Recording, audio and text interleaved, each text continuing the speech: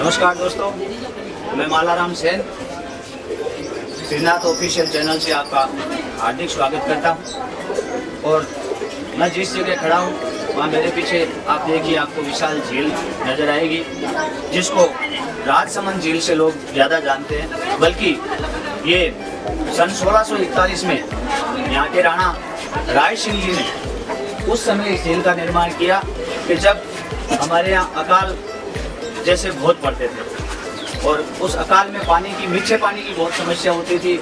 इसलिए उन्होंने सन 1641 में राणा राय सिंह जी ने इस झील का निर्माण करवाया। और यहाँ के जो इस झील में कारीगर जो बोलते हैं वो आज इंटीरियर बोलते हैं, कुछ भी बोलते हैं कलाकार, लेकिन वो कारीगर इस टाइम में बोले जाते थे। वो कारीगर यहाँ पे जयसूरी और पाली से स्पेशल यहाँ पे इस झील के अंदर काम करने के लिए लाए गए थे। और यहाँ का जो शिलालेख, जो इतिहास है, वो नौचौकी पे आज भी विराजमान है।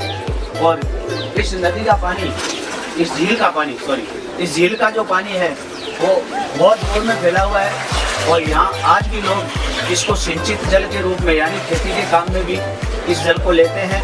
और इस नदी में जो चार भुजा मंदिर है, जहाँ से गोमती नदी आती है, उस नदी का पानी भी इस झील के अंदर आके समा जाता है।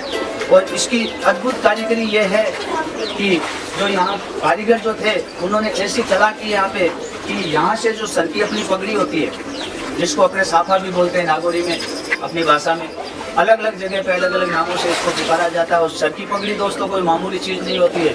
सर की पगड़ी वो होती है कि हमारे घर की, हमारे गांव की और हमारे देश की शान होती है। जो किसी के चरणों में रखती जाती है तो समझ लो कि उसका सब कुछ मामला फिनिश हो जाता है।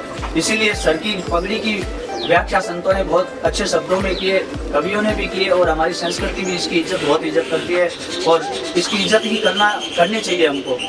वो पगड़ी जो सर की है, वो यहाँ से उन लोगों की कलाकारी और कारीगरी देखने के लिए यहाँ से पानी में जो डाली गई, रखी गई, ऊपर पानी के ऊपर डाली नहीं गई, रखी गई। तो वो पगड़ी तैरते तैरते यहाँ से जो देसूरी का कुआं है, देसूरी में जो कुएं बने हैं, उन कुओं में जाके निकली। अब आप विचार कीजिए कैसी अद्भुत कारीगरी थी इन लोगों की। जो यहाँ बनाने वाले थे वो तो कोई बात नहीं, चले गए, लेकिन हम लोगों को देखने के लिए और समझने के लिए इतना बड़ा इतिहास छोड़ गए कि हम इसकी प्रशंसा हमारे मुख से तो क्या करेंगे, हमारी औकात ही नहीं है इतनी, जितना उन लोगों ने महान काम किया। ऐसे ऐसे यहाँ पे लोग थे। जो अकाल पड़ता था तो राणा साहब को ऐसा लगा कि मेरी जनता त्राहिमाम हो जाएगी, भूख मर जाएगी, मीठे पानी के बिना हमारे पशु पक्षी क्या पिएंगे, यहाँ का रहना दुर्लभ हो जाएगा। इसलिए राणा राय सिंह जी ने इस झील का निर्माण करवाया।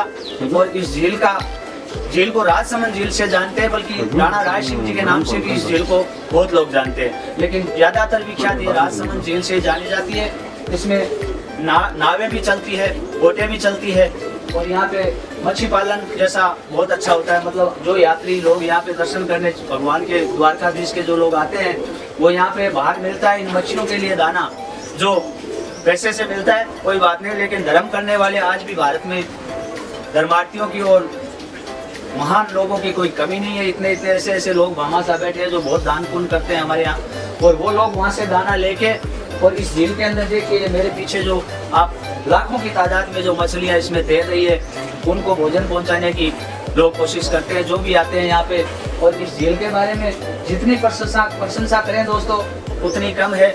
मेरे सामने और मेरे को जितना सुनने को मिला वो मैंने आप तक पेश किया है। और हमारी वीडियो आपको कैसी लगी ये हमको आप कमेंट करके बताइए, ताकि दोस्तों हमारा भी हौसला बुलंद रहे। और हम आपको, राजस्थान तो है ही है हमारा टारगेट, मतलब दिखाने के लिए आपको, लेकिन हम पूरा राजस्थान दिखाने के बाद में हम आपको और भी स्टेट जो है, जितने धार्मिक स्थल है, हमारे किले हैं, वो है, जो भी बने हैं, वहाँ तक मैं ले जाने की आपको कोशिश करूँगा। धन्यवाद दोस्तों, नमस्कार, जय श्री राम जी।